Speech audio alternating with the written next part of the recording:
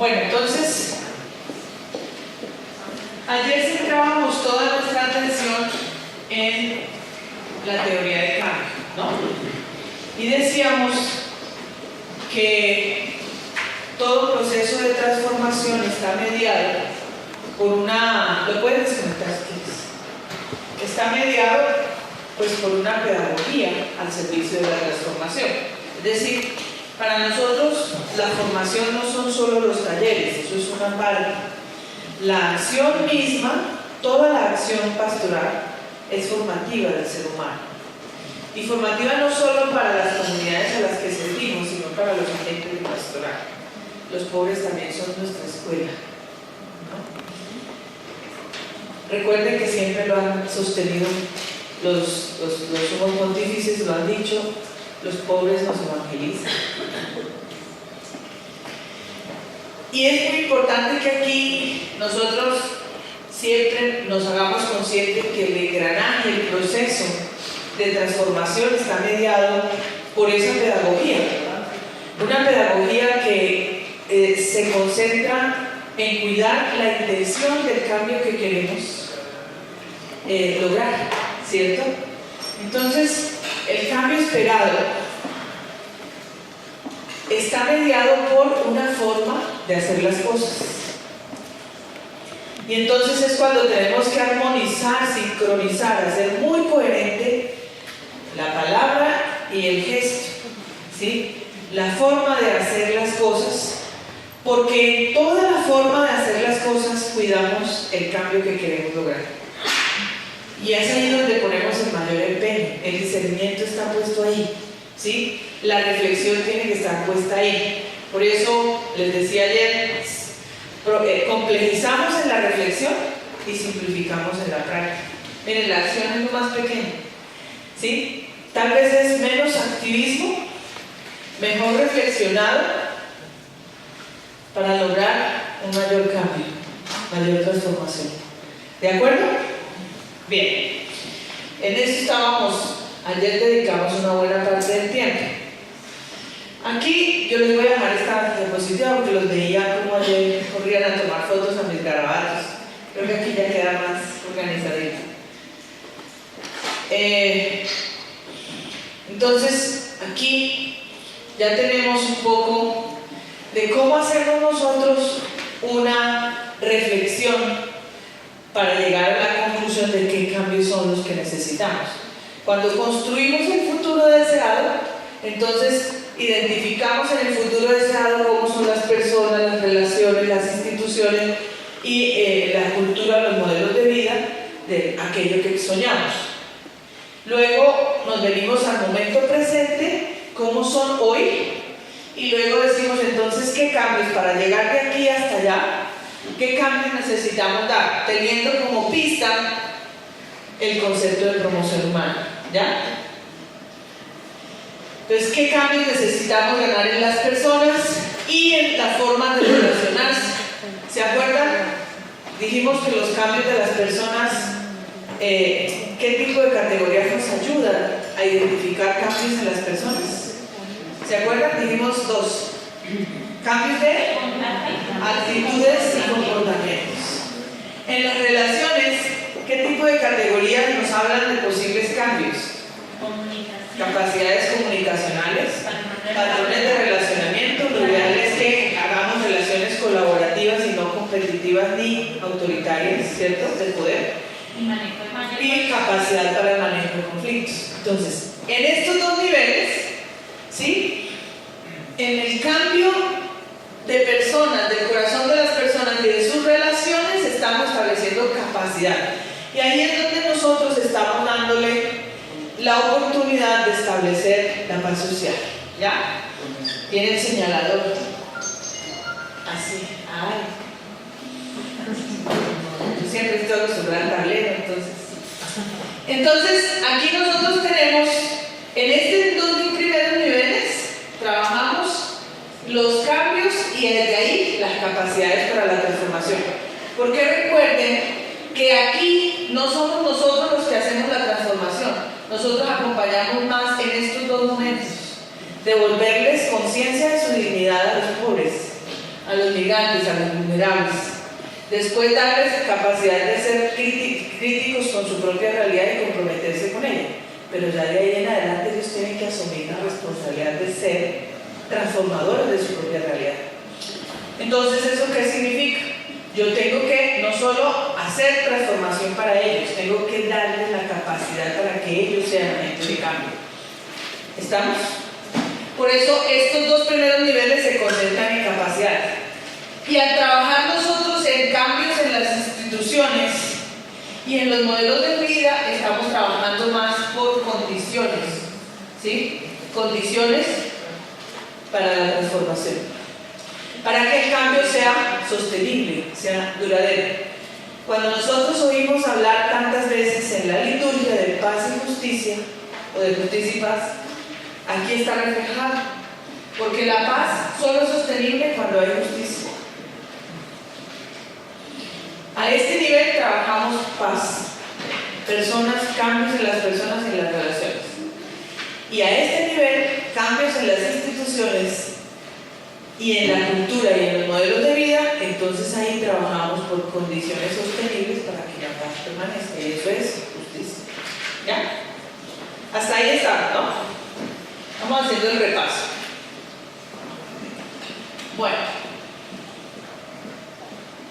entonces ya llegamos a la teoría de cambio. Después de tener claro la matriz, entonces pasamos a hacer. Después de la matriz hacemos la teoría de cambio. Después de la teoría de cambio ya tenemos claro de qué cambio es el que hemos focalizado de toda esa matriz, ¿cierto? No vamos a cogerla toda no vamos a agarrar todos los cambios. Fíjense que ahí ponemos 4 cambios, 4 niveles, o sea, 4 por 4, 16. No vamos a abarcar 16 cambios de una vez. Nos vamos a concentrar en un solo cambio, ¿sí? Focalizamos un cambio, ¿sí?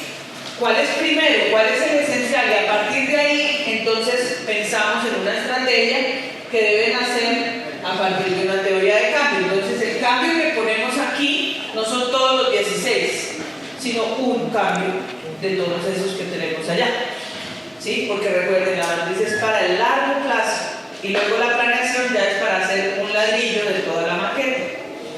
¿Ya? Una pregunta nada más, ¿esta información la vamos a tener en el libro? Sí, claro, pero además les voy a dejar esta presentación. Gracias. Por eso la pasé en limpio para no dejarle las fotos de mes. Entonces lo que hacemos luego en esta matriz es una pista de cómo planear basado en teoría de cambio. Les decía, es la misma forma de programar de cualquier tipo de programación. La diferencia es que aquí incluimos la teoría de cambio, ¿sí? ¿Sí? ¿Para qué queremos hacer lo que hacemos? Para lograr un cambio a nivel personal o relacional, o que sea. ¿Ya? ¿Qué vamos a hacer? La actividad. Recuerden, la teoría de cambio es la que puede explicar por qué creemos que hacer esto de esta manera, con esta metodología, vamos a lograr este cambio esperado. Entonces aquí está concentrada la teoría de cambio en estas primeras 4 casillas. Luego, lo que todo tipo de programación hace es tomar la actividad y decir, ¿sí? ¿Cómo voy a medir que se ha logrado el impacto esperado de esa actividad? Es decir, el indicador. Ya dijimos qué tipo de indicadores pueden ser por cada nivel. Luego, ¿qué medios de verificación vamos a usar? Pues ayer decíamos, nada de volver al listado de participantes y registro fotográfico, sino verdaderos medios que verifiquen que sí estamos cumpliendo con los indicadores que nos hemos propuesto de cambio. ¿Ya? Luego, ¿quiénes son los responsables de la actividad? Pero caracterizamos la población objetivo de la actividad o de la acción estratégica. Porque aquí es donde cuidamos también lo antropológico, la dimensión antropológica de la transformación. Es decir, el caracterizar la población es poder hacer una metodología adecuada y no meterlos a todos como en un único formato y luego fracasar. ¿Ves? A los jóvenes no les podemos hacer el mismo formato que a un grupo de adultos, ¿sí? a niños o a jóvenes, o a indígenas y a... Bueno, entonces, caracterizamos la población para saber qué tipo de metodología es la que podemos usar mejor. Fechas. Porque no siempre estamos programando, aunque haya una única acción, por ejemplo, poníamos el ejemplo de Guadalupe, las mingas, pues ese es un espacio, pero las mingas se están haciendo todo el año. Todo el año se hacen mingas. Es un espacio a través de la cual se va viviendo todo el proceso. Entonces, por eso no es una única fecha. Entonces, ayer corregíamos un poco eso dentro de las teorías que ustedes planteaban, ¿sí? Porque no es solo pensar en una única actividad, sino más bien en un espacio o tipo de espacio como estrategia, que a través de ese espacio vamos a ir haciendo el desarrollo de contenidos procesuales para lograr el cambio esperado. Y luego sí, el tema de los recursos, ¿sí? Entonces, ¿con qué contamos? Y lo que no tenemos, ¿quién lo tiene? ¿Qué nos hace falta y quién lo tiene? ¿Y cómo es nuestra relación con aquel que sí tiene eso que nos hace falta? ¿Para qué? Para entender que podemos empezar a buscar estrategias de relacionamiento, ¿sí? O relacionamiento estratégico, para hacer procuración de recursos, no solamente de fondos económicos. Ayer veíamos las múltiples formas de gestión que existen, ¿sí?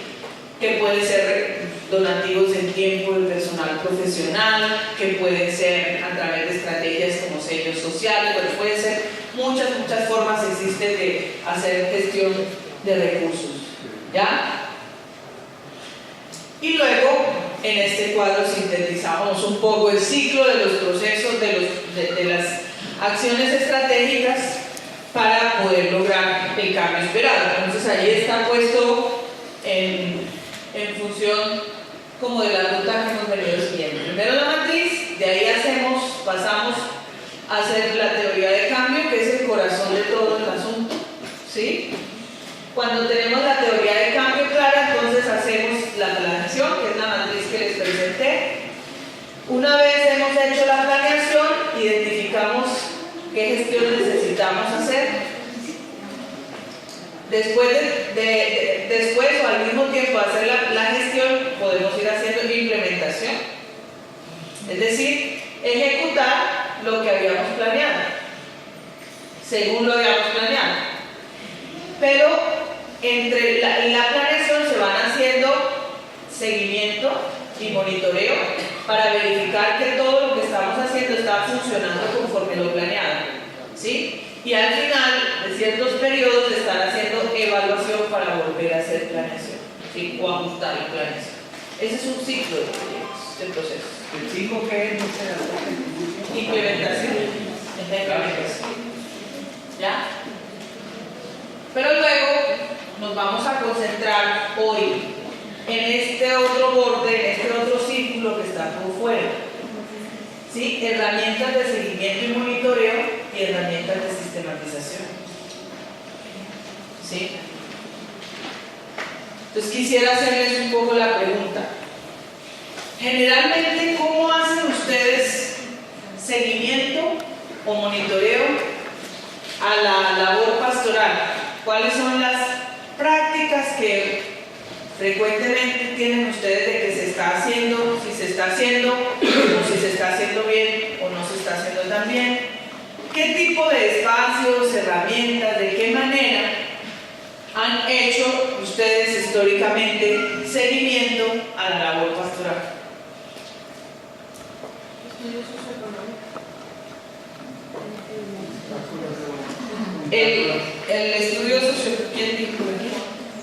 El estudio socioeconómico lo hacen al inicio, lo hacen intermedio, lo hacen al final. Al inicio del año, enero, para darles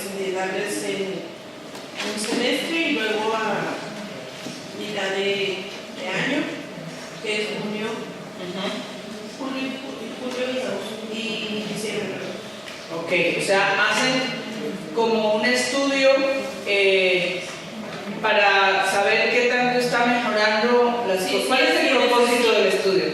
Si es que sigue necesitando nuestro apoyo, Ah, ok. o bien podría suspenderlo, ¿verdad? O ver porque a veces, bueno, nosotros tenemos una personita que le estaban dando en otra parroquia también, entonces veíamos que estaba acumulando y luego aparte recibía de ese de sol y que por grupos vulnerables, o sea, él es una persona que se mantenía pidiendo, entonces optamos nosotros por Suspender.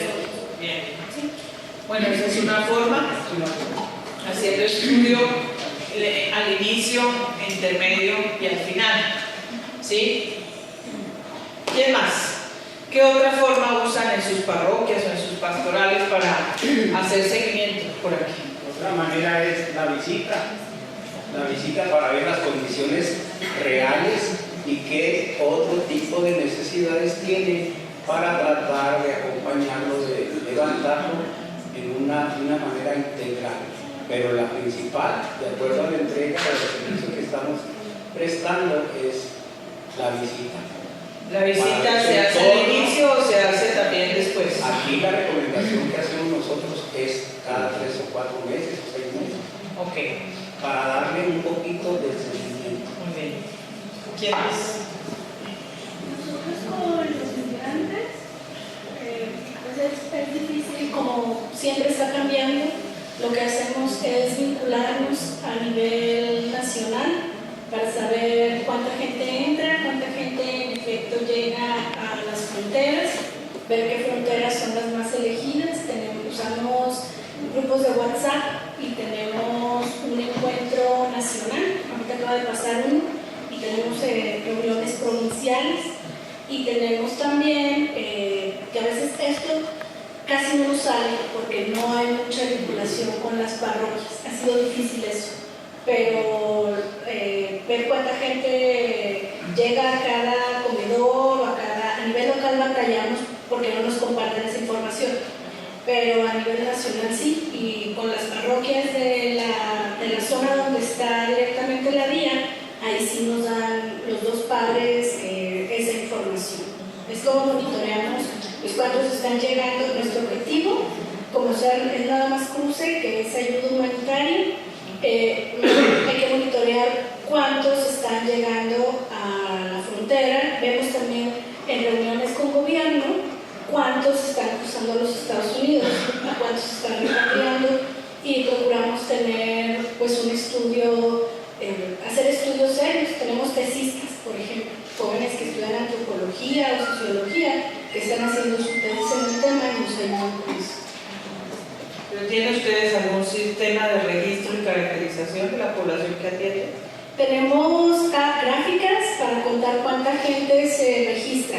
Cuando tengamos la casa, sí tenemos que tener, que con favor de Dios va a estar pronto, no hay que soltar la investigación, paréntesis, pero cuando la casa esté, sí se tiene que registrar con edad, nombre o la cédula, el nombre que tenga en la cédula, aunque haya cambiado su identidad de género en el camino, necesitamos la cédula, ver de dónde sale, porque para nosotros también en esta manera en la que brindamos ayuda en el comedor o a pie de vías, es complicado poder hacerle la entrevista a fondo al migrante. Entonces solo podemos usar ahorita esas herramientas. Bien. ¿Qué más por allá? Tú estabas preguntando. Hola, buenos días. Así bien. Bien, nosotros también implementamos lo que es, bueno, hay que verlo desde puntos de vista, ¿no? Por ejemplo, pues sí, para Cáritas ahí se requiere el estudio socioeconómico, ¿verdad? Y también hacer mediciones, por ahí nos apoyamos con lo que es FICOSEC. FICOSEC es el organismo que hace los estudios territoriales en cuanto a las áreas, a los cuadrantes de nuestra ciudad. Aquí en Chihuahua también está, y ahí a través de ellos, en conjunto con nuestros recorridos, monitoreamos. El estudio socioeconómico incluye, gracias al apoyo de aquí de Cáritas Diocesana de Chihuahua, todo lo que es la espiritualidad también, ¿verdad? O sea, es una parte sumamente importante que a veces no se realiza.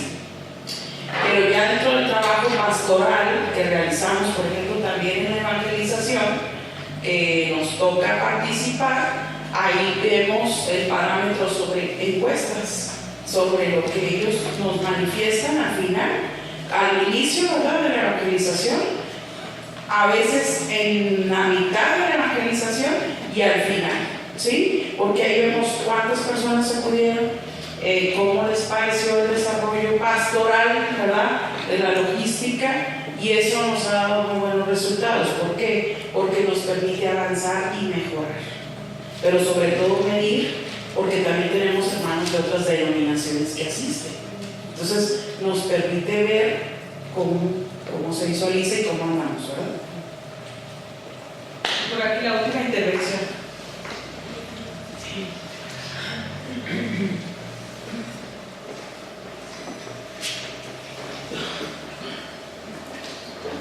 Pedro. Bueno, los dos aquí. Gracias. En Cáritas Diocesana hacemos cronogramas también de actividades responsables, fechas programadas, lo real, informes anuales que dimensionan con cuadros comparativos, las metas logradas y las metas y los logros reales, y nos apoyamos mucho con la metodología del CEFOSC, Centro de Fortalecimiento de la Sociedad Civil, que nos ayuda a trabajar con sesiones mensuales para saber qué habíamos planeado hacer y qué estamos logrando y qué nos falta. Bien. Buenos días. Nosotros estamos implementando un sistema que es a partir de 5 formatos. En el primero se le hace una entrevista al sujeto que tiene la necesidad, ya es un enfermo, se ve las necesidades que tiene, pues, en cuanto a asistenciales, en cuanto a salud, sacramentales, de limpieza, de higiene, y de ahí buscamos hacer un formato para llegar a los diferentes ministerios de la parroquia. Es decir, a los jóvenes les encomendamos que vayan a limpiar la casa de esa persona, a los ministros extraordinarios de la Eucaristía que vayan y que lo visiten. Entonces, de esa manera se les entrega el formato. Estamos ahorita en proceso, ahí les platico cómo nos va. Y la idea es que ya cada ministerio lo recibe y a través de un departamento de vinculación se regresa a la bitácora. Es decir, yo le entrego a la persona, a los ministros extraordinarios de la Eucaristía, ahí está, me haces una bitácora de que lo visitaste, me lo entregas de regreso, y así vamos midiendo que lo que se está planeando se vaya ejecutando. Y de regreso, en la matriz, vamos palomeando y vamos dándole seguimiento a cómo se va desarrollando cada... Una lista de chequeo. Una lista de chequeo a través de formatos. Gracias. Bien, pensemos un poco entre todo lo que ha salido. Si bajo este enfoque ustedes sienten que estos instrumentos encajarían bien con este enfoque para hacer seguimiento y monitoreo a los cambios esperados. Todos se tienen que adecuar, o en el caso específico de los que ustedes, tú manejaste en tu comunidad, crear un formato que se pudiera aplicar o adecuar a condiciones similares. Exactamente. El rollo es que a veces los formatos se vuelven otra forma de acomodarnos a sentir que estamos haciendo las cosas bien, y con frecuencia nos acomodamos ahí y después no sabemos ni cómo cruzar lo uno con lo otro.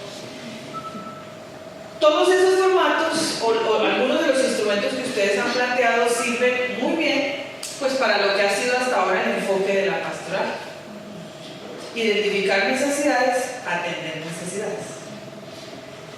Pero ninguno de estos formatos podría dar cuenta de qué tanta transformación se está logrando. Y no significa entonces que los vamos a desechar. No, ya nada de esto nos sirve. No, lo que habría que hacer exactamente es ver cómo los adecuamos. Por eso siempre hemos dicho, esa es la diferencia entre ser un método a ser un enfoque. Porque un enfoque es una reflexión que nos ayuda a tener una mirada que enriquece lo que hay. Y entonces no es que van a desechar lo que tienen, sino ponerse los lentes de la transformación y a partir de ahí ver lo que ya tienen y cómo lo pueden mejorar. ¿Sí? Porque claro, hacer el estudio socioeconómico o hacer el listado de necesidades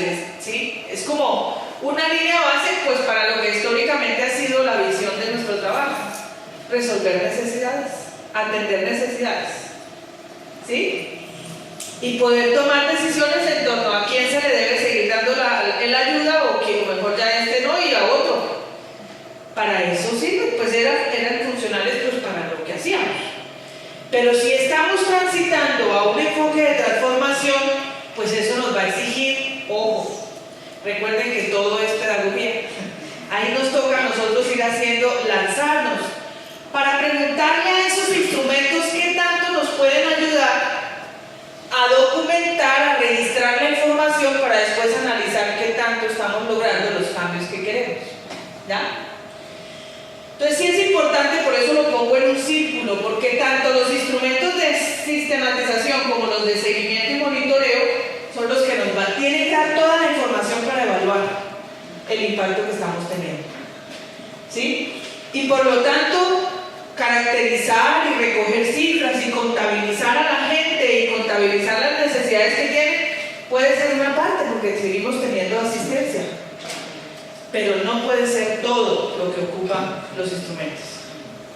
Es poder contar con la gente a qué aspira, ¿sí? Aún el enfermo, que pareciera que tiene solo necesidades físicas, de repente está sintiendo el abandono, la culpa de no poder ser productivo en su familia, que pasa necesidades.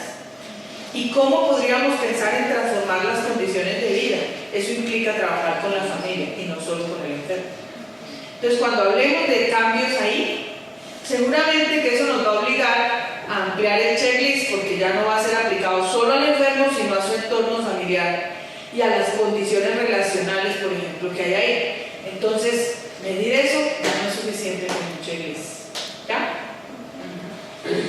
Esa es la razón por la que tenemos que aventurarnos a decir, yo lo que voy a sugerir son algunas pistas, pero herramientas hay muchísimas. En el módulo vienen algunas propuestas de cómo adaptar herramientas que existen en las disciplinas sociales para hacer medición de impactos en cambios, ¿ya? Pero no son las únicas, ustedes pueden seguir profundizando. Hoy en día el internet nos da cualquier, pero no se trata de bajar y entonces vamos a adoptar esta así tal cual, no piénsenla. Si toda la información que allí se está planteando dentro de ese formato responde a esta nueva visión, o si más bien le cambiamos esta columna y ahí preguntamos otra cosa que nos dé más información. Entonces vamos un poquito a trabajar en eso, ¿sí? Hoy en tratar de identificar dónde está la clave para que estos instrumentos nos sirvan, ¿sí? Podemos apagar el... ¿Ya les quedó claro este gráfico, cierto? Para poder...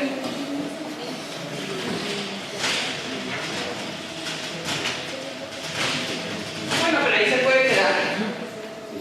Bueno, está bien. No pasa nada, tranquilo. Bueno.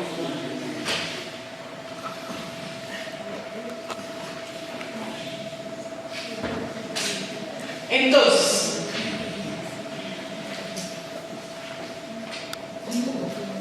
si nosotros, ¿a dónde tenemos que poner la mirada para hacer cualquier tipo de revisión a los instrumentos que vamos a utilizar? En la columnita dentro de la planeación, donde escribimos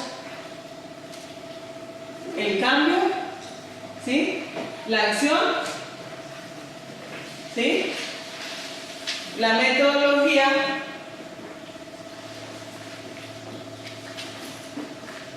y luego el indicador. Porque el indicador es lo que a mí me va a decir dentro del ejercicio metodológico cómo voy a observar el indicador y con el resultado de la actividad, ¿sí? Cómo voy a medir el indicador. Entonces, lo que en los formatos debo cuidar es que allí haya recolección de información suficiente para luego aplicar el indicador.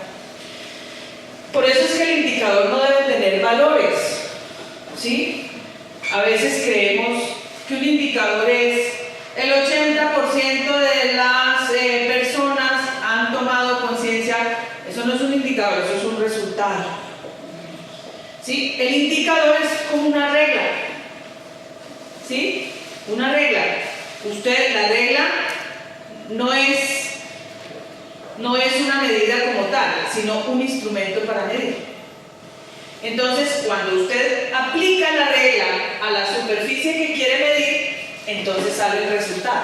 ¿Sí me van a entender? Esa es la diferencia entre el indicador y el resultado. Es decir, el indicador es como esa reglita que tiene aquí centímetros y luego milímetros. ¿Sí?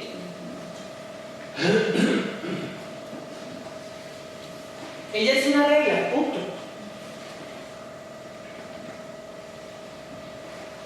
Es una regla.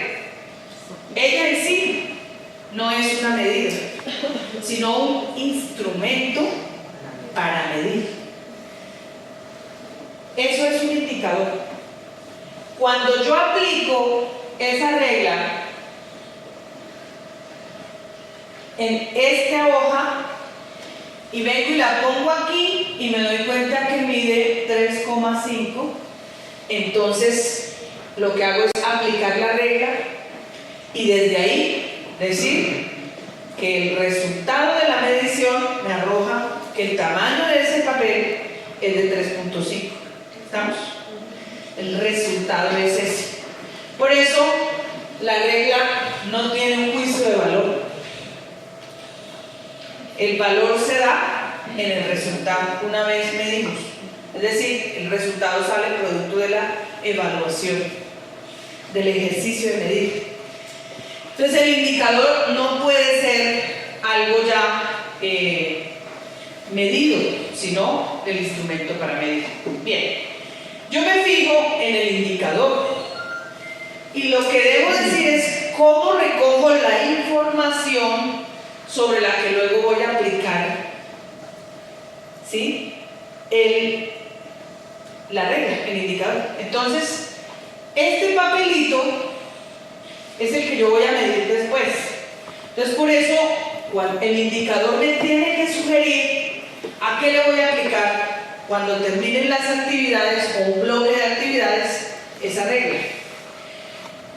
Y tengo que tener documentada esa información. Primer cambio mental que necesitamos. Nosotros somos muy poco juiciosos en dejar registro de información. Por eso es que cometemos tantos errores. ¿Sí? Se va alguien que ha tenido toda la experiencia y no sabemos luego qué hacer, porque con la persona se fue todo en su cabeza. ¿Sí? El que llega nuevo llega a cometer las mismas equivocaciones que se podrían evitar. Precisamente porque tenemos una enorme falta de disciplina en la documentación, en el registro de la información. ¿Cómo funcionan las instituciones? Imagínense qué fuera la vida de los pacientes si no existiera el registro de la historia clínica. Pues cada médico llegaría a ciego a experimentar con uno. ¿Es así o no es así? Si no fuera por el registro, los médicos están todo el tiempo haciendo turnos. Y si no es porque el que llega puede ver en la historia clínica lo que traía como diagnóstico, lo que le han aplicado, puede verificar si está funcionando o no lo que le han aplicado y tomar decisiones, asumiendo riesgos, pero toma decisiones sobre una cosa mucho más clara, ¿no? Ibas a Alberto Lucas. Bueno, mi oficio es verificador y tenemos pues ya muchos años en la labor que yo desempeño normalmente en mi trabajo, y lo que me he dado cuenta a través de todo este tiempo es que para una institución como nuestra iglesia es sumamente difícil llevar ese seguimiento. Realmente ese es nuestro coco, por así decirlo, como dices bien, en el sentido de que no hay esa cultura. Entonces, para mí tendríamos que darle mucha especial importancia para comprender muy bien a fondo todos estos conceptos que son clave, y lo has dicho muy bien. No se trata de tener ahí un álbum fotográfico o X, ¿verdad? Para demostrar la fecha, tal, pasó esto, sino que tiene que ser algo muy práctico, sencillo, para que a través del tiempo las generaciones futuras puedan asimilarlo rápidamente y comprender qué es lo que se quiso hacer o se quiso reflejar, ¿no? Ok, muy bien. Es importante que dentro de los instrumentos de seguimiento marquemos puntos de partida, ¿sí? Y menos mal que el enfoque nos da elementos interesantes, puntos de llegada. Cuando nosotros diseñamos el futuro deseado, estamos diciendo a dónde esperamos llegar, que es un cambio, ¿cierto? A un nivel, un cambio personal o un cambio en las relaciones. En el futuro deseado plasmamos un cambio. Si nosotros estamos diciendo que esperamos un cambio en las relaciones dentro de los equipos de pastoral, de toda la pastoral dentro de la parroquia, porque son conflictivos, competitivos y no sé qué tantas cosas, entonces ya sabemos que es un cambio en el orden relacional, ¿sí? Luego, en la situación actual, en la matriz, ya nosotros hicimos un análisis de cómo son las relaciones hoy. Y ahí ya sabemos, en la situación actual, ya sabemos que las relaciones, cómo son hoy las relaciones dentro de los equipos de la pastoral. Hemos dicho, hay demasiado protagonismo, no hay un proyecto común, hemos dicho, las comunicaciones son terribles, ¿sí? Y en los indicadores trabajamos desarticulados, cada quien jala por su lado. Entonces, en los indicadores, para medir este cambio, ya habíamos dicho que se mejora la comunicación, ¿sí? ¿Sí? O comunicación, fluidez en la comunicación, por ejemplo. Fluidez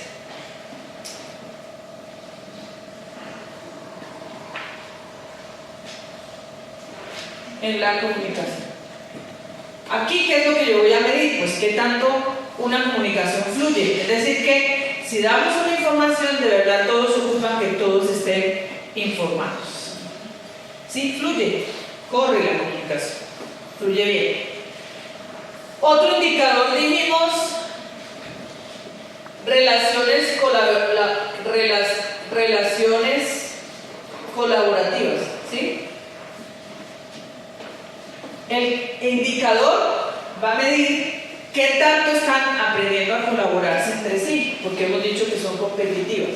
Entonces el indicador tiene que fijarse en mirar la calidad de las relaciones, si sigue siendo protagonista, conflictiva, competitiva o va siendo cada vez más colaborativas. Entonces podemos decir el grado de colaboración alcanzado en las relaciones, ¿sí?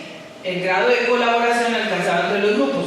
Eso es un indicador, que luego lo que me va a permitir es ir identificando cómo se va haciendo esa transición entre la competencia a la colaboración. ¿Es claro? El indicador pone su foco en medir qué tanto se va haciendo colaborativo. Entonces, comunicación, colaboración y capacidad de manejo de conflictos. Entonces, el otro indicador, podemos decir, es qué tanto capacidad para identificar. Vamos a medir en qué capacidad para identificar que hay una tensión y la tramitar y de tramitar, ¿sí? Entonces vamos a medir la capacidad de reconocimiento de tensiones y manejo de las mismas.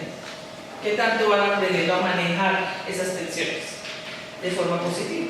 ¿Ya?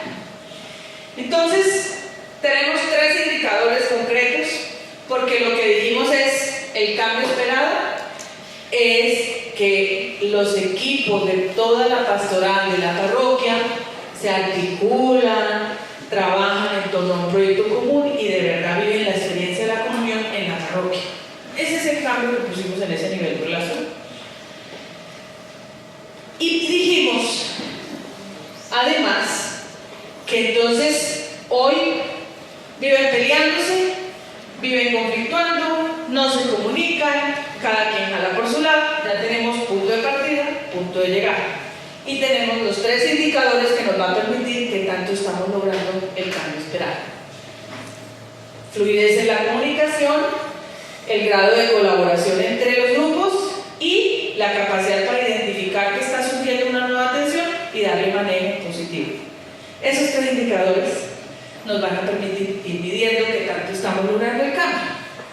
La estrategia que nosotros determinamos fue establecer, pues ya tenemos el cambio, ahora la acción que establecieron, ¿cómo fue la que dijo el grupo que lo tomó? La acción fue, supongamos, crear un espacio seguro que era el Consejo Parroquial de Pastoral, ¿cierto? Y que le vamos a dar una metodología distinta, donde ellos empiecen a compartir. Entonces, por ejemplo, primera metodología, no vamos a convocar siempre a los mismos líderes, porque después ellos van y le dicen a sus grupos pues lo que les conviene. Pero eso no está funcionando, porque lo que necesitamos es generar confianza. Entonces, hacemos cada 3 meses una gran asamblea donde vengan todos y empezamos a hacer compartir, y no es que se hagan en rosquitas, sino que vamos a hacer un compartir de la parroquia donde empezamos y que cada quien trae, comparte con el otro, bueno, cosas así. Y luego les vamos a decir que a cada reunión viene un delegado distinto para obligarlos a que empiecen a romper las barreras de comunicación. Tienen que comunicarse más, ¿ya? Metodológicamente podemos ir intencionando para ir logrando esos cambios. Y entonces, ¿cómo vamos documentando la información que vamos a necesitar para saber eso, si eso se va a cumplir o no? Entonces, lo primero es, una vez que tenemos la información de la situación actual, tenemos que establecer una línea base.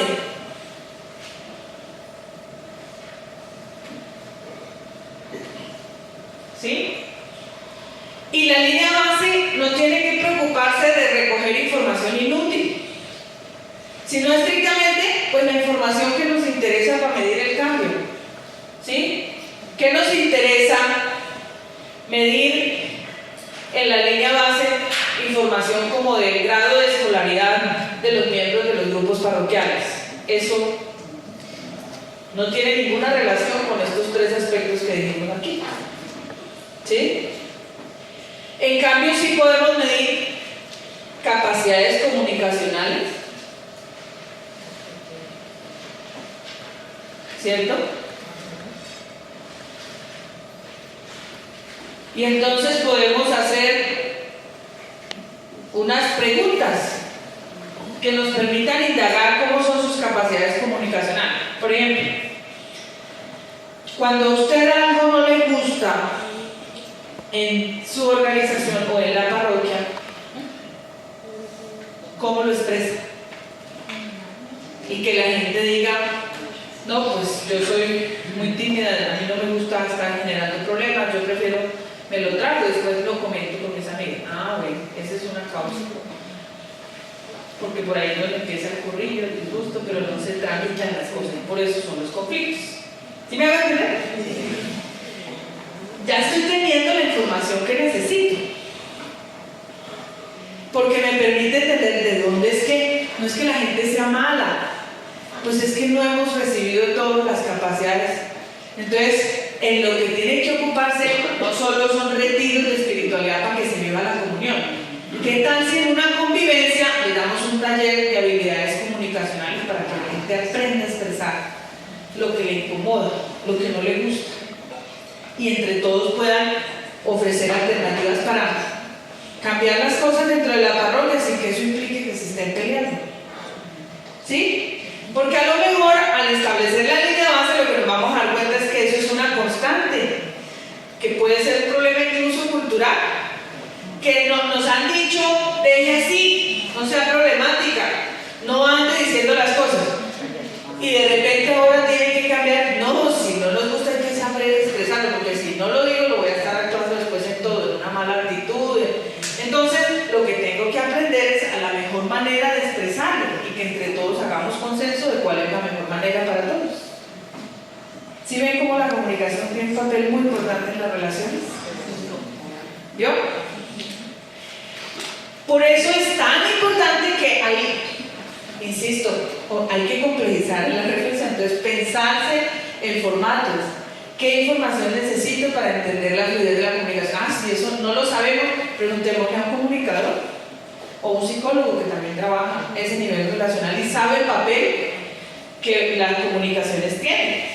Dejémonos ayudar de la gente que tiene más herramientas que nosotros. Digamos, oigan, necesitamos construir una línea base para saber cómo son las comunicaciones y la forma de comunicarnos, las capacidades comunicacionales que tenemos. Entonces, muy seguramente, la persona va a decir, mire, hagan este tipo de preguntas. ¿Sí? Entonces, es formular unas 2 o 3 preguntas en cada área. Si lo que vamos a medir, entonces, es la fluidez de la comunicación o la capacidades comunicacionales. ¿Sí? Y aquí nos elaboramos unas 2 o 3 preguntas que indaguen sobre cuáles son sus capacidades para comunicarse. ¿Sí? Luego, unas 2 o 3 preguntas sobre cómo son las relaciones, las capacidades para relacionarse, si son relaciones de poder, si son relaciones competitivas o son relaciones colaborativas. Si usted le dice, a usted le gusta la relación de poder, nadie va a aceptar eso. Nadie lo va a aceptar. Pero si nosotros hacemos preguntas como cuando usted le recibe una encomienda en grupo, ¿cómo le gusta concretar el resultado? Entonces, muy seguramente dice, a mí me choca que me pongan a trabajar en grupo y siempre terminamos trabajando 2 y nosotros ahí se llevan y después todos sacan pecho con el resultado. Ya sabemos. ¿Sí? Usted puede formular preguntas que sean mucho más concretas, más coloquiales, más cotidianas, que la gente le permite dejar salir sin necesidad de que usted ya le esté conduciendo con un juicio de valor. Sus relaciones son colaborativas, pues todo el mundo le hace, sí, claro, a mí me encanta el trabajo en equipo. Eso es como una entrevista laboral, pues ¿quién va a decir que no le gusta el trabajo en equipo? Ya. Entonces, medimos con la línea base, programamos a la mitad del camino del que hemos planeado. Si hemos planeado para un año, entonces podemos decir que vamos a aplicar a mitad de año una línea intermedia, ¿sí? Y una línea final.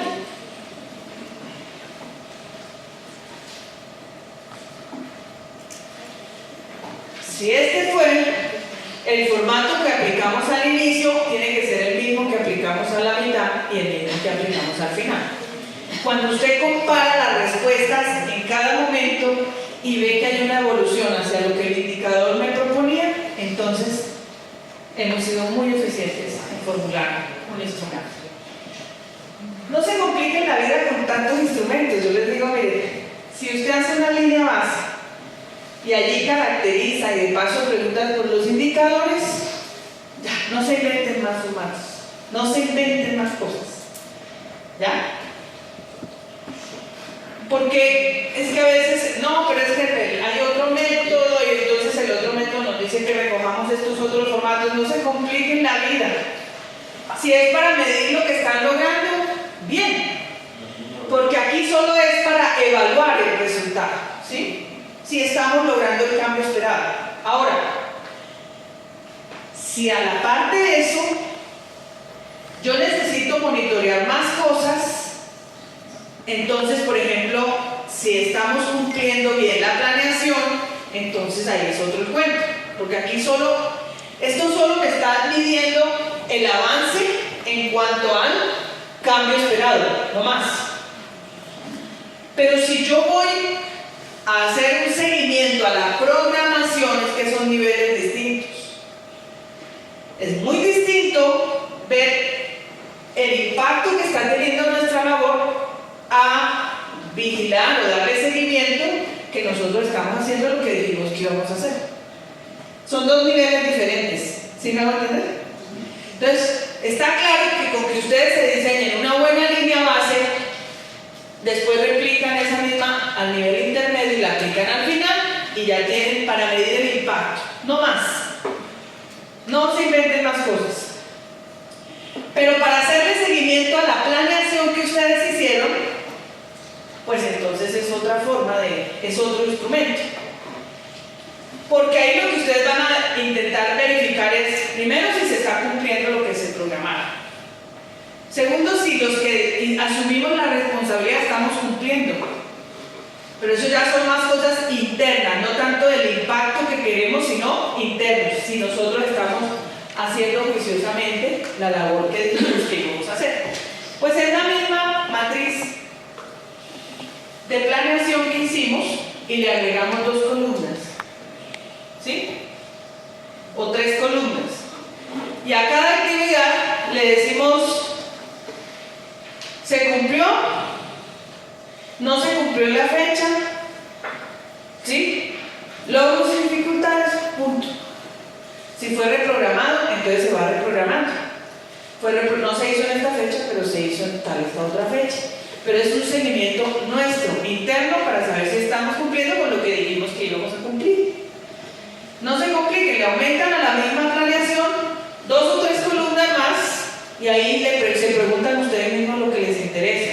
Si se están cumpliendo los calendarios, si hubo alguna dificultad, si se reprogramó, quién asume la responsabilidad y se van haciendo unas observaciones ahí como para que ustedes puedan evaluarse ustedes. Aquí estamos evaluando ¿qué?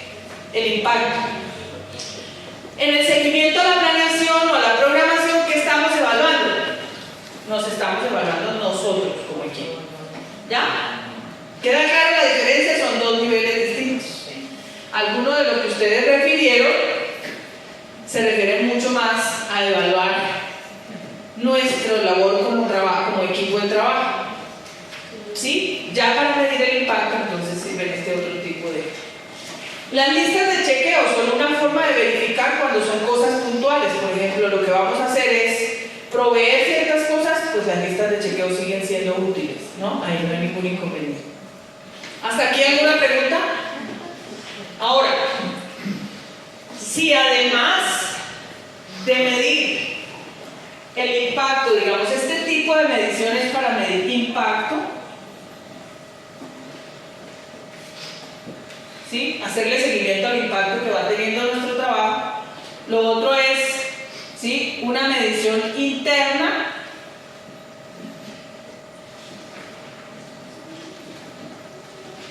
es decir, del equipo de trabajo, y la otra ya no es una medición ni es seguimiento, sino que es sistematización.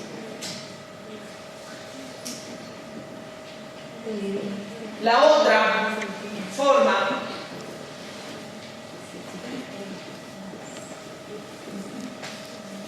es cuando, además de ir viendo si estamos o no logrando el impacto, si estamos o no funcionando bien nosotros como equipo, queremos documentar, ¿sí?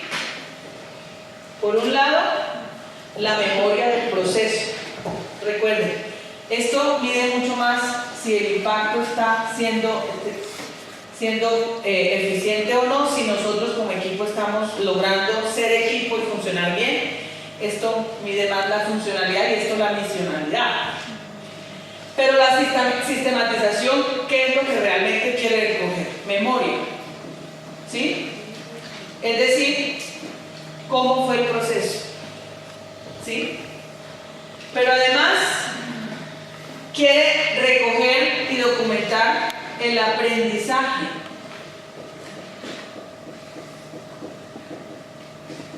Es decir, nos permite ir viéndonos en el proceso, ya no solo qué tan buenos fuimos y eficientes, sino cómo fuimos nosotros mismos transformándonos en el proceso, es decir, cómo lo vivimos y qué aprendimos. ¿Ya? ¿Cómo lo vivimos? Porque aquí no solamente cuenta la narrativa objetiva, es decir, se hizo, la memoria no es solamente una crónica de lo que se hizo, sino de cómo lo vivió cada quien. ¿Sí? Entonces ahí entran también las narrativas subjetivas de quienes hicimos parte de la historia. Es decir, miren, cuando fue el momento de trabajar el tema de dignidad humana con estas mujeres trabajadoras sexuales, para mí fue supremamente difícil. ¿Sí? A mí se me desestabilizó todo, me generó esto. Mientras nosotros estábamos viviendo el tema con ellas, yo me sentí una desagradecida, yo tuve que vivir este conflicto interno, me pasó todas estas situaciones. Si ven que no es la misma forma, no todos vivimos la experiencia de la misma manera, aunque nosotros no estábamos del lado de los destinatarios, sino del lado del equipo pastoral. Porque nunca una experiencia de servicio no solo transforma al otro, nos va transformando a nosotros, y de eso hay que dar cuenta también. ¿Sí? Entonces, la memoria incluyendo esa narrativa objetiva de los episodios, pero también complementada con las narrativas subjetivas de la forma en que cada uno lo vivió. Por eso, ir recogiendo eso. ¿Alguno de estos formatos que hemos visto nos da esa información? No necesariamente. No necesariamente. ¿Cuánta riqueza de la iglesia se ha perdido hasta ahora? ¿Sí?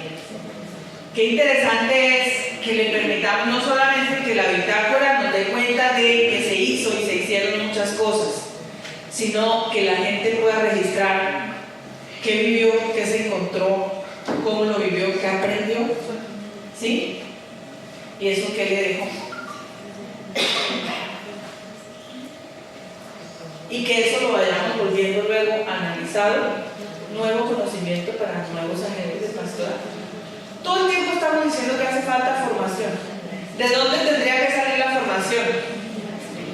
Es desde la misma práctica reflexiva. ¿Sí? Entonces, memoria, el aprendizaje, ¿sí? Cómo vamos viviendo, y sobre todo que esto nos permita hacer una práctica reflexiva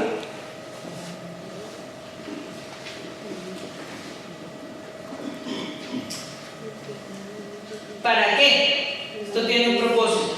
La práctica reflexiva nos tiene que ayudar, primero, a construir nuevo conocimiento.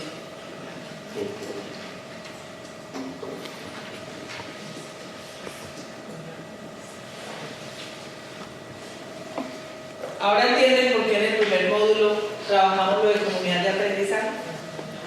Porque es en la comunidad de aprendizaje donde la práctica se hace práctica reflexiva y desde ahí se hace la elaboración de nuevo conocimiento. O sea que no hay que pensarse, porque hay que brindar como sistema de recolección, de documentación de la experiencia, tiene que darnos la información para luego en comunidad de aprendizaje, en el equipo, no solo sentarnos a programar otra vez más actividades, sino a ver cómo estamos haciendo, cómo nos vimos y cómo vivimos la experiencia de hacer lo que queríamos hacer. Y desde ahí construir nuevo conocimiento e irlo dejando documentar. ¿Ya? ¿Y para qué hacemos nuevo conocimiento también? ¿Para qué otra cosa sirve la práctica reflexiva? Para mejorar la práctica. ¿Sí? Para mejorar la práctica.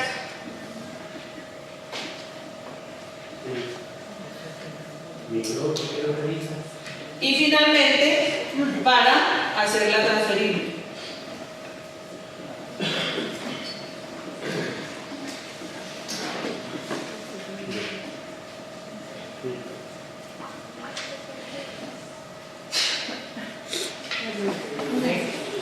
Es decir, que ustedes mismos tengan la posibilidad de decir, miren, nosotros hemos aprendido mucho más de trabajo con los pobres y de promoción humana, y ahora estamos en condiciones de ir a otra diócesis que no ha tenido esa oportunidad y que podemos nosotros transferir. ¿Sí? Esto es la recreación. ¿Sí? No es recibir un taller para irlo a repetir como loros, sino realmente haberlo vivido, y en el haberlo vivido procesar esa experiencia, hacerla nuevo conocimiento, hacerla y luego sí ir a compartirla, hacerla comunicable. ¿Ya? Todo esto que ustedes han escuchado de mi persona durante estos días no es otra cosa que eso. Una experiencia vivida, y no solo por mí, por muchos otros agentes de cambio en el mundo que han vivido la experiencia, que la comparten y que se ha ido acumulando, y es el acumulado que tiene el equipo regional de Cáritas Información. ¿Sí? Por eso es tan importante que nosotros no perdamos eso. Es una riqueza invaluable que tiene la iglesia y que la ha perdido siempre, históricamente. Porque la gente se cansa del trabajo, se va, y con ello se va un acumulado impresionante. Y da mucho dolor eso, porque realmente estamos desperdiciando una enorme riqueza que ha sido histórica. O sea, no es de ahora, eso es una riqueza que estuvo desde nuestros primeros evangelizadores. ¿Sí? Cómo ellos aprendieron a llegar a las comunidades, cómo fue que pudieron en los orígenes levantar tantas cosas que hoy las vemos con admiración. ¿Quién es capaz de levantar los templos que se levantaron en el pasado? ¿Cómo lo hicieron? ¿Cómo lo lograron? Eso se fue a la tumba con los que lo hicieron, porque no tuvimos la capacidad de documentar esa información. ¿Ya? ¿Está clara la diferencia? Los instrumentos de seguimiento, monitoreo y evaluación es para medir el impacto de manera objetiva, ¿sí? De qué tanto hemos logrado de lo que nos habíamos propuesto lograr, y nosotros medirnos en nuestra capacidad de hacer una buena operación, una buena intervención. Para eso es el seguimiento, monitoreo y evaluación. Mientras que la sistematización tiene que dar mucho más cuenta de ir documentando la experiencia, ¿sí? Se concentra en la experiencia, cómo se vivió, qué conocimientos nuevos nos deja, cómo podemos mejorar la práctica a partir de la reflexión que hicimos y cómo la podemos transferir a otros que vienen atrás de nosotros. ¿Ya? ¿Está claro? Bien. Ahora sí, ¿qué tipo de herramientas sirven para ir documentando la información?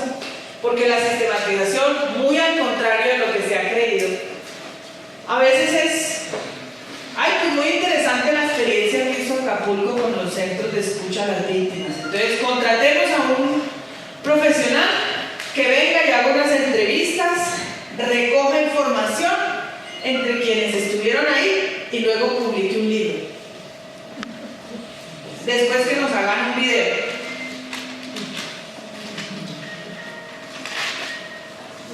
Así es como estamos acostumbrados a hacer. No, la sistematización debe ser un ejercicio propio, ¿no es? Y sacarle tiempo a eso. ¿Sí? Que nosotros vayamos documentando la experiencia y vayamos periódicamente, miren, siquiera de cada trimestre hagamos un espacio. Nosotros en Cáritas Colombiana todos los lunes se institucionalizó, todos los lunes hacemos comunidad de aprendizaje. Ya desaparecieron las dimensiones, los departamentos, todo. ¿Por qué desaparecieron? Porque era otra forma de seguir compartimentando cosas.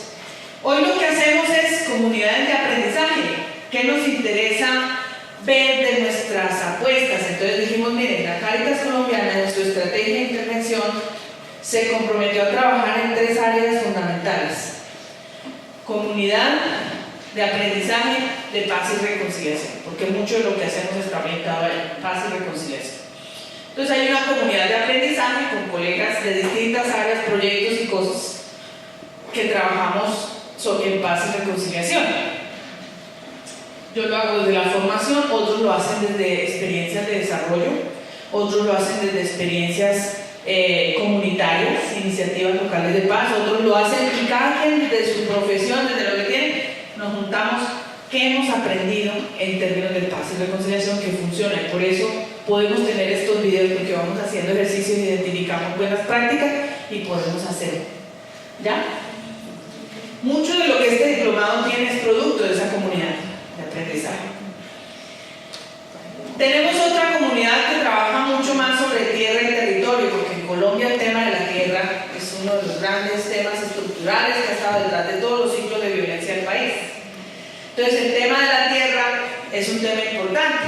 Entonces hay otro bloque de personas, de colegas que trabajan frente al tema de tierra y territorio, y pues ahí se trabaja todo el tema de la cultura, todos esos temas que tienen, todo el tema de restitución de tierras a los desplazados que les fueron despojadas, sus hectáreas de tierra, todas estas problemáticas. Y otra está trabajando concretamente el tema de protección, porque ustedes saben que en Colombia, sobre todo en los últimos tiempos, ser defensor de derechos humanos o ejercer liderazgo de cualquier naturaleza es como andar con una lápida al cuello diciendo soy objetivo militar. Entonces hay una comunidad de protección que todo el tiempo está recabando conocimiento y formas prácticas de cómo trabajar de forma segura.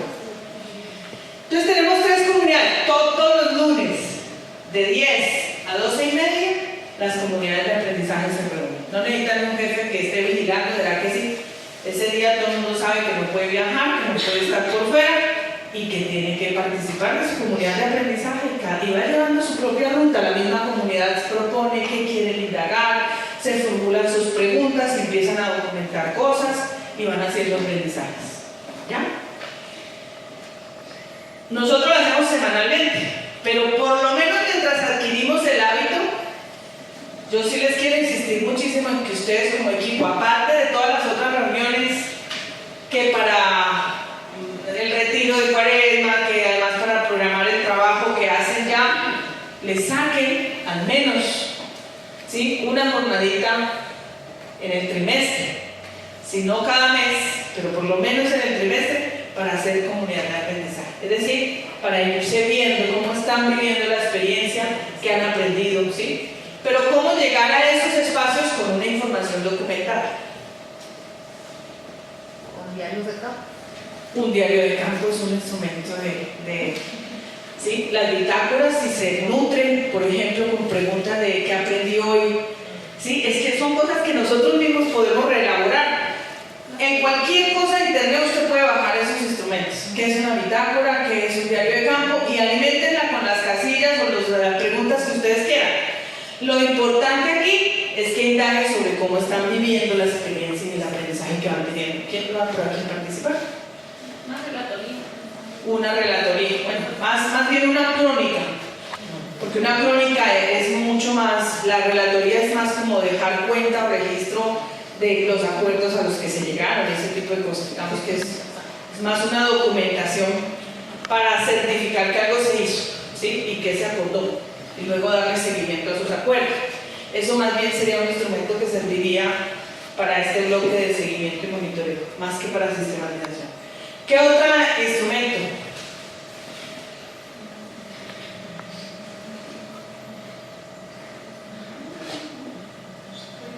Usamos fotos de evidencia nosotros en muchos reportes también. Todas las fotos porque tenemos que comprobar las zonas realizadas ante bueno, pero eso puede ser dentro de los, digamos, más bien evidencias de lo que se va logrando, ¿sí? Yo creo que aquí, si hay una lente desde las cuales tomar las fotos, a ver, ¿a qué me refiero con esto?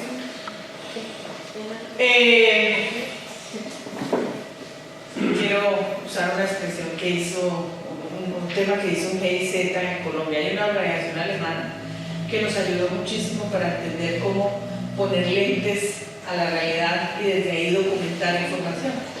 Entonces, por ejemplo, ellos tienen una guía de fotografía y entrenar a fotógrafos sobre cómo documentar la guerra y documentar propuestas de paz. Entonces, en esa lógica, para la sistematización, si se le pone un foco orientador a las fotografías, no para evidenciar que hicieron actividades, sino para que la fotografía narre algo que está pasando, entonces sí se puede ubicar acá en la sistematización. Si no, pues es una forma más de verificar que se está haciendo, ¿ya? O sea que cabría más en este bloque. Que refleje, ¿no? Sí, exacto, que la imagen vaya siendo una narrativa, porque no siempre las narrativas son cosas orales, son cosas, por ejemplo, las entrevistas. Si después de cada encuentro ustedes, además de a la gente se le dificulta más escribir que hablar, porque además los latinos somos muy orales por nuestros ancestros. Entonces, además de, digamos que en lo que escribimos, tenemos más dificultad para transmitir sentimientos. Pero si de repente focalizamos un grupo de personas y en ese grupo de personas les decimos una pregunta y esa lo grabamos, lo recogemos en audios y después escuchamos todos esos audios en comunidad de aprendizaje. Por ejemplo, ahí ya estábamos diciendo cómo vivieron también los destinatarios o los participantes del proceso, no solo cómo lo vivimos nosotros, sino cómo lo vivieron ellos también, ¿ya? Grupos vocales, ¿sí? Entrevistas, también que ellos puedan llevar su diario, eso es otra forma. Es que hay tantas formas. Pero, y en el módulo hay algunas de las herramientas, pero un poco lo que quería como llegar a este punto es porque esta parte se ha malinterpretado bastante de la sistematización entendida como algo para publicar, para decir aquí está el resumen de lo que se hizo, y entonces se hace un video y un libro, y entonces el recurso que se deja en el proyecto para sistematizar es un recurso para eso, contratar a alguien externo que venga, nos entreviste y recoja la experiencia y luego la escriba en un libro o publique un video y luego podamos hacer un evento, lanzamiento y el cierre, muy bonito. Pero ahí sí queda un libro que además no sabemos si se lo van a leer, pero es mucho mejor aprovechado, ¿sí? Si nosotros mismos vamos haciendo. Entonces, ¿a qué le podemos poner rubro dentro del presupuesto? Pues para que tengamos los espacios, por ejemplo, si vamos a hacer un proyecto, el rubro de sistematización es para que nos podamos ir un día fuera de la oficina, podamos estar en un lugar tranquilo y podamos hacer todas estas reflexiones, pero nosotros mismos vayamos haciendo el ejercicio. ¿Sí? O poder traer un invitado que nos ayude a hacer como de espejo y nos vaya ayudando a concretar esos aprendizajes mientras nosotros aprendemos a sistematizar. Esa es otra alternativa, ¿ya? Pero la vamos haciendo nosotros mismos y poder diseñar los instrumentos de sistematización desde el inicio. Entonces, por último, lo que quiero decir con esto es tanto el seguimiento, monitoreo y evaluación como la sistematización no son para hacerlas al final de un proyecto. Se va haciendo durante todo el tiempo, ¿ya? Todo el tiempo. Para medir el impacto, para medirnos nosotros en nuestra capacidad, pero también para construir nuevo aprendizaje. ¿Estamos? ¿Alguna pregunta hasta aquí? ¿Resonancia? ¿Muy complicado? ¿No? Si más bien, esto no estamos acostumbrados a hacerlo. ¿Sí?